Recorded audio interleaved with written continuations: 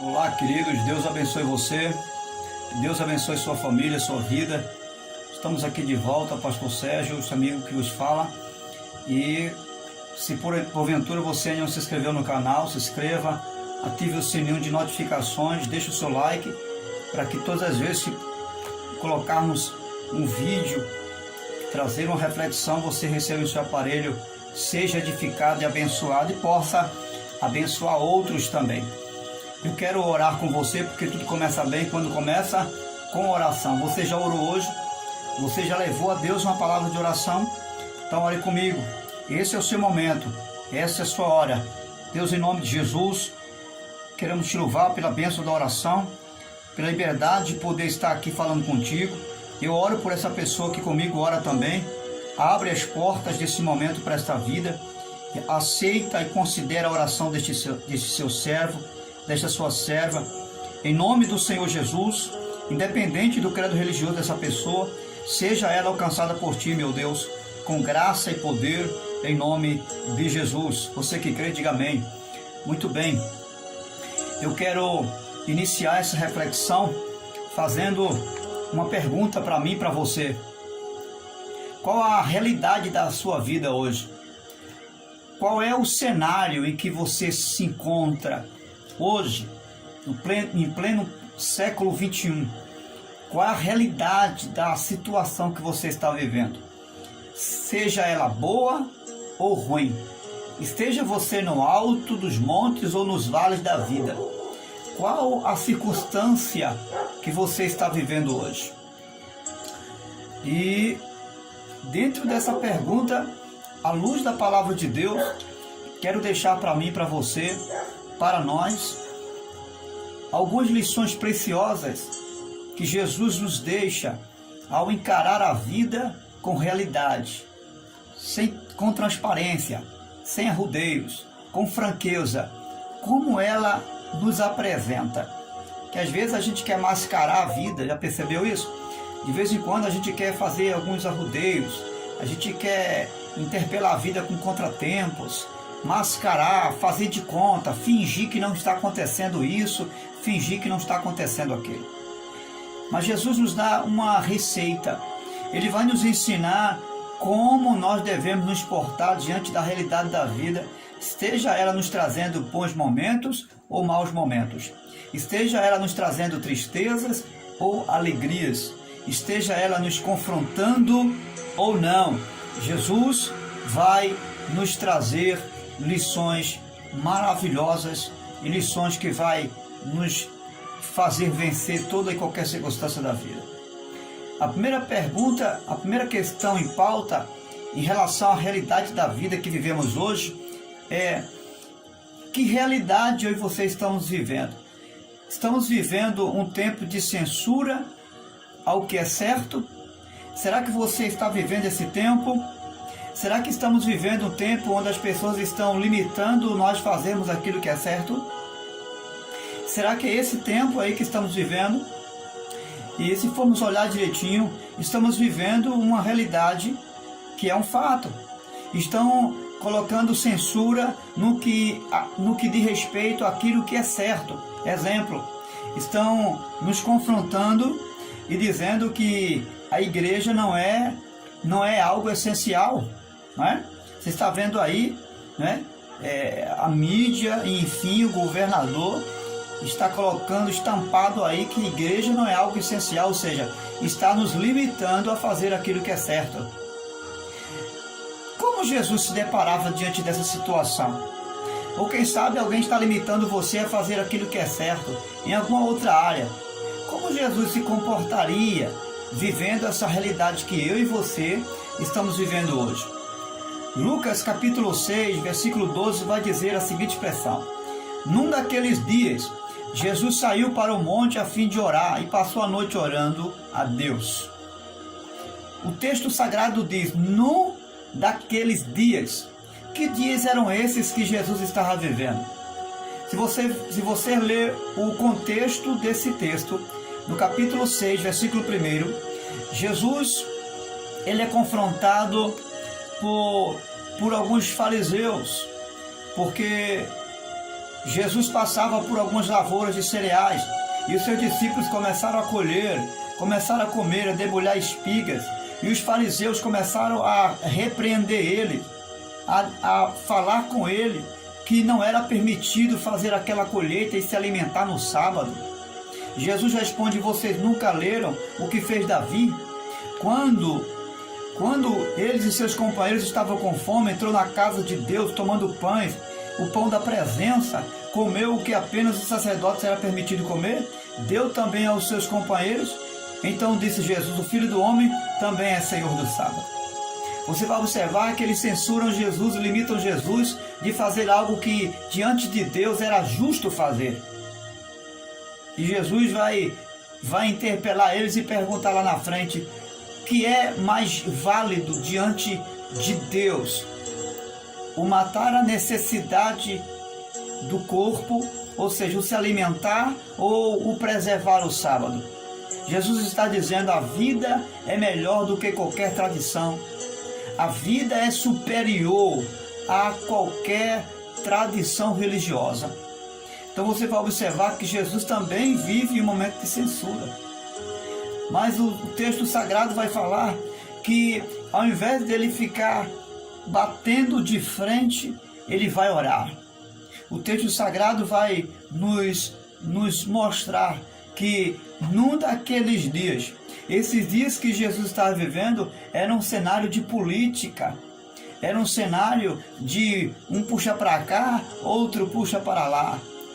Na verdade, os fariseus não estavam visando a condição da lei, o zelo da lei, eles estavam politicando, na verdade.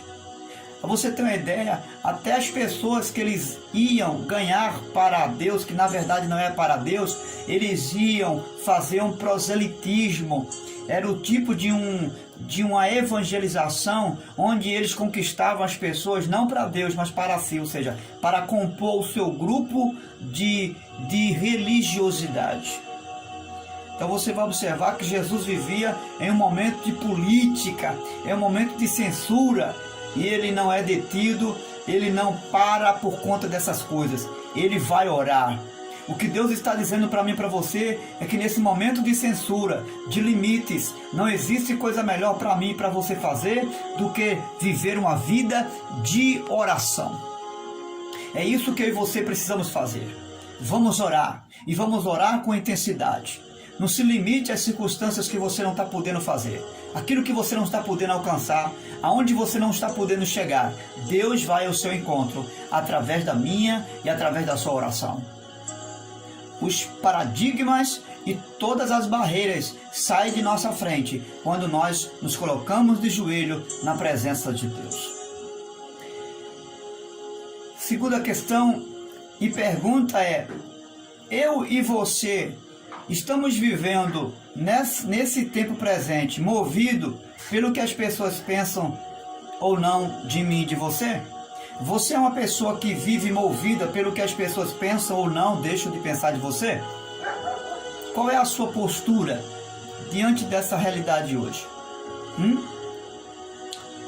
No texto sagrado de Mateus, no capítulo 3, versículo 17, o texto vai nos ensinar, em relação à pessoa de Jesus, que quando Jesus é batizado, 3 coisas acontecem.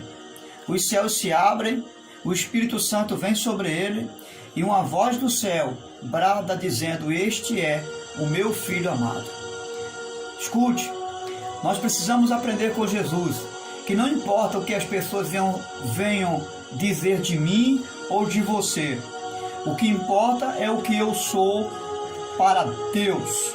O que importa é o que você é diante de Deus, um filho amado de Deus. Alguém pode até dizer que você não serve. Alguém pode até dizer que você não é amado de Deus.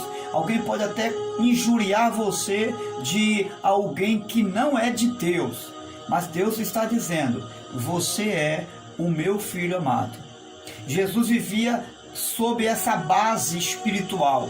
Ele tinha consciência que não importava o quanto ele era odiado ou amado pelas pessoas. Não importava o quanto as pessoas recepcionassem ele ou não. não importava o quanto a sua família, o quanto os seus irmãos viessem o contrariar em relação àquilo que ele fazia ou deixasse de fazer, isso não importava para Jesus. O que estava importando para Jesus era que ele tinha consciência que ele era o Filho amado de Deus. E que não havia nenhuma circunstância que pudesse levar ele a viver uma inferioridade de vida, porque ele sabia que ele era o Filho amado de Deus e que Deus o amava e não importava com circunstâncias ele pudesse viver, qual o cenário em que ele pudesse estar. Não importava se Jesus estava granjeando uma multidão ou não. Não importava se Jesus estava sendo aplaudido ou não. O Pai estava ali como um Pai amado dele. E ele estava ali como Filho amado. Isso era a base de um ministério e de uma vida salutar de Jesus. Coloque em seu coração que você é o Filho amado do Pai. E não importa o que as pessoas venham a pensar ou deixar de pensar de você. Siga em frente, porque você é o Filho amado do Pai. Terceiro lugar, você e eu somos alguém que, volta e meia, nós costumamos revidar alguém? Será que você e eu costumamos revidar os insultos que as pessoas fazem a mim? Quantas coisas que, volta e meia, alguém insulta a minha fé, alguém insulta a sua fé, e alguém leva a você uma palavra dura que a vontade mesmo é de revidar. Qual é a minha atitude numa hora de insulto? À luz da palavra de Deus, 1 Pedro, capítulo 2, versículo 23, o apóstolo Pedro vai dizer que quando Jesus é insultado, ele não revida, mas entregava aquele que julga com justiça. Vamos fazer como Jesus? Ao invés de nós revidar, ao invés de nós jogar pedra sobre pedra, ao invés de nós buscar justificar uma razão nossa, mesmo estando certo, ao invés disso, a palavra de Deus vai nos ensinar, à luz da vida de Jesus, que ele entregava a Deus a quem tudo julga, aquele que julga corretamente. Ele não ia buscar razões, ele não tentava se justificar ou se autoproteger. Não, ele entregava aquele que tudo julga e julga corretamente. Vamos procurar fazer isso? Vamos deixar de lado tentar justificar, buscar razões, buscar mostrar que está certo e que não está errado. Vamos deixar isso de lado. Vamos imitar o nosso Cristo, vamos imitar o nosso Salvador, em não revidar, em não fazer o mesmo ou jogar a mesma moeda que jogaram para nós. Vamos entregar a Deus como Jesus assim fez. A outra questão: como você e eu encaramos os problemas, com leveza ou com dureza? Quando surge os problemas diante de mim e de você, como é que nós encaramos? Com dureza, como um fardo pesado, como um jugo pesado, ou com leveza, ou seja, com facilidade, com destreza? Como eu e você se porta diante das durezas da vida? O texto sagrado vai nos mostrar uma realidade que Jesus se encontra em Marcos capítulo 5, verso 21. A Bíblia diz que Jesus se depara diante de dois problemas ao mesmo tempo. Quantos problemas você está encarando? 2, 3, 4? Ah, pastor, é inúmeros os problemas. São incontáveis os problemas. É mesmo? Vamos aprender com Jesus como conviver com os inúmeros problemas? Vamos aprender? Marcos 5, 21. A Bíblia diz que Jesus está no caminho e aparece um homem chamado Jairo. É um homem de sinagoga, é um líder de uma das sinagogas, e ele vinha pedir a Jesus socorro porque sua filha estava tremendamente doente. Antes que Jesus atendesse o pedido de Jairo, chega uma mulher por trás dele, no anonimato, sem ele saber, sem ele conhecer, toca na orla do seu vestido e o poder de Jesus cura aquela mulher. Deus é glorificado e você já sabe o contexto. Mas vamos nos aproximar de Jairo. Mais adiante, quando esse milagre acontece, Jesus atende Jairo. E quando no caminho em que Jesus vai ao encontro da filha de Jairo que está enferma, ao recepcionar Jairo, Jairo disse: crê tão somente, não temas. Mais adiante, os servos de Jairo chegam e dizem: Jairo, não incomodes mais o mestre, porque tua filha já morreu. Escute, Jesus, ele não se espanta com aquele comportamento do servo que diz que a sua filha já morreu. Jesus olha para Jairo com o semblante, é claro, de Jairo já triste, e ele diz: não tema, Jairo, não tenha medo, apenas creia. Louvado seja Deus. Você sabe o que é que Jesus nos ensina? Ele nos ensina a enxergar as coisas difíceis do lado de fora apenas, e não do lado de dentro. Jesus, ele enxerga os problemas apenas do lado de fora e não do lado de dentro dele. E esse é o segredo de Jesus encarar as coisas de forma muito leve, sem fardo, sem jugo pesado. Esse é o método que Jesus usa para enxergar as coisas, a vida dura, as coisas de ordem de natureza impossível, muito fácil. Porque ele não vive os problemas exteriores dentro dele. Ou seja, os problemas que estão do lado de fora, ele não traz para dentro dele. Pelo contrário, ele administra os problemas que estão do lado de fora através de uma vida de leveza, de uma vida de poder que ele já vive no seu interior. Você percebe agora porque nós muitas vezes vivemos uma vida de jugo e de fardo pesado, mesmo estando ao lado de Jesus? Porque nós não estamos fazendo como Jesus fazia. Nós não estamos encarando as coisas do lado de dentro para fora. Nós estamos enxergando as coisas do lado de fora para dentro. Ou seja, estamos trazendo os medos e os fardos, os problemas que estão do lado de fora, estamos trazendo para dentro de nós. Ao invés de vivermos um problema, estamos vivendo dois problemas. O primeiro é enxergar eles do lado de fora. E como se isso não bastasse, estamos trazendo esse problema para o nosso interior. Ou seja, ficamos sem a graça e o poder de resolver os problemas. E quando enxergamos os problemas, enxergamos de uma forma humana. Enxergamos no âmbito horizontal e não da vertical. Jesus não tinha um olhar para os problemas do interior para fora, não. Ou melhor, do exterior para dentro. Ele olhava os problemas de dentro para fora. Por isso que os problemas não conseguiam entristecê-lo. Por isso que os problemas não conseguiam vencê-lo. Por isso que tudo que Jesus enfrentava, seja qual fosse a sua realidade de vida, era a um nível espiritual. Ele enxergava com os olhos espirituais. E esses olhos, essa forma de enxergar a vida, levava Jesus a viver os problemas com facilidade, a lidar com os problemas sem nenhuma dificuldade, porque ele não vivia esses problemas dentro dele. Comece a partir de hoje mudar esse seu comportamento, que eu e você venhamos a viver a realidade do nosso viver de forma leve, de forma tranquila, de forma consolidada com o que Jesus fazia.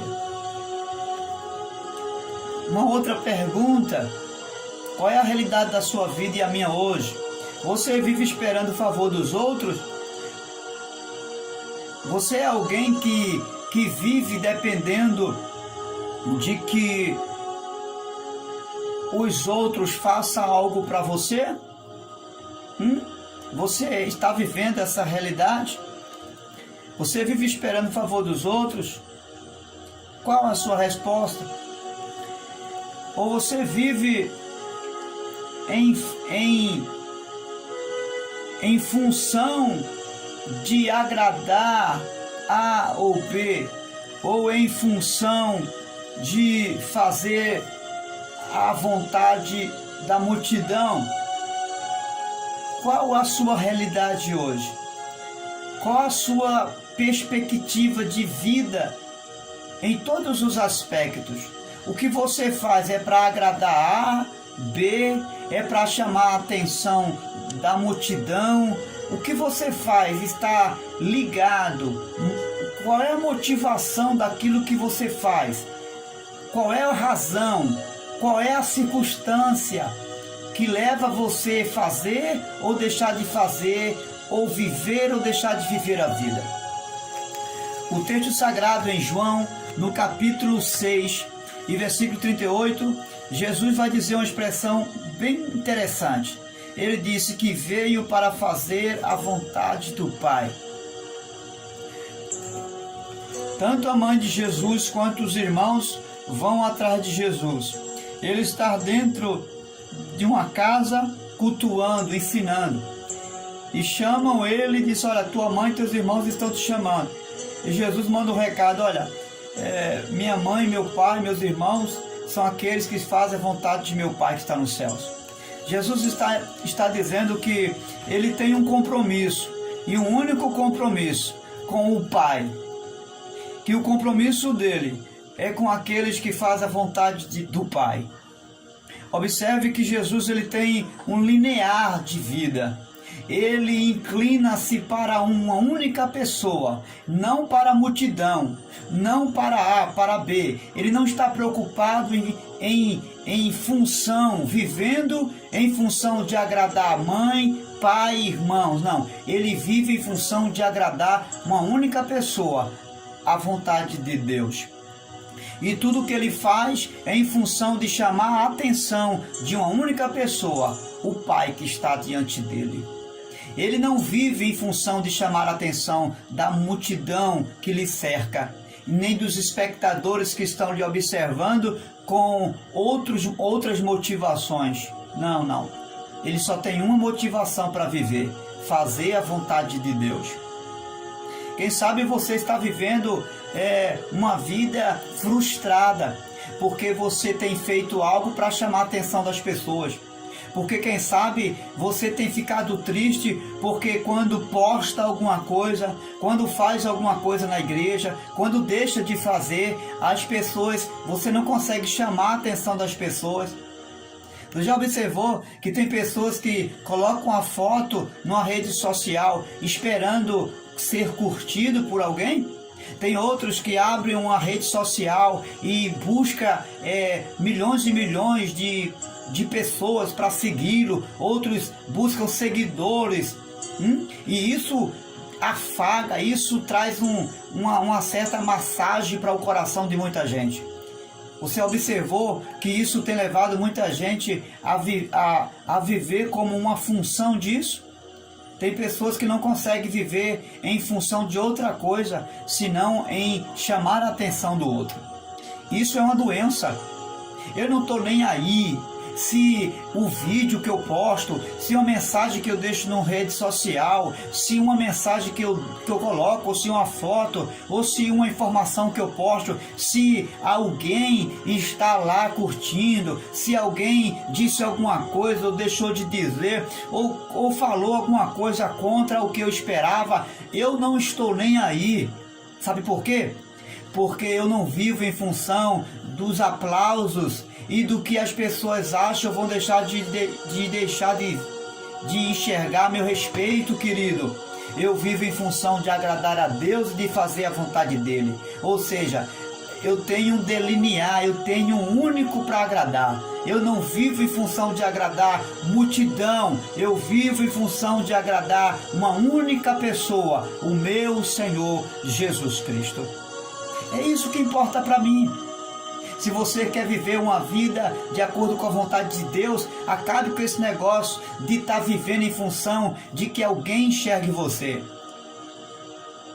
Não importa se você está sendo visto pelo pastor, deixa de ser visto pelo pastor, se a igreja, ou se o seu vizinho, se a sua família, se o seu pai, se sua mãe, não importa se você não está conseguindo chamar a atenção do público, da massa, não interessa. O que importa é que você chame a atenção de uma única pessoa, a atenção do Pai, a um filho amado que é você. Quando você se tratar disso, quando você for curado disso, você vai viver uma nova realidade de vida. A sua vida, a sua expectativa de vida vai ser outra. E esse fardo que está sobre você, de viver em função de chamar a atenção das pessoas,